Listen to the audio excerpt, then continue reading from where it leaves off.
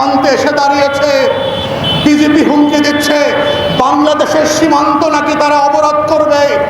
নেপালের মতো আমাদের সীমান্ত থেকে বাংলাদেশে যত পণ্য আসে, ডাল চাল নেপালের মতো একটা ছোট্ট দেশ থেকে শেখেন।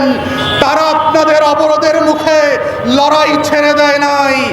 বাঙালিরা যারা জেগেছে গত 3 মাসে, 16 বছরে যারা লড়াই করেছে নমরুদার ফেরাউনের বিরুদ্ধে, এই জাতি না খেয়ে থাকবে। না খেয়ে থাকার অভ্যাস আমাদের আছে। বছরে একবার আমরা না খেয়ে থাকি। সেই জাতিকে হুমকি দেবেন না, ডাল চালার আর পেঁয়াজের হুমকি দেবেন না।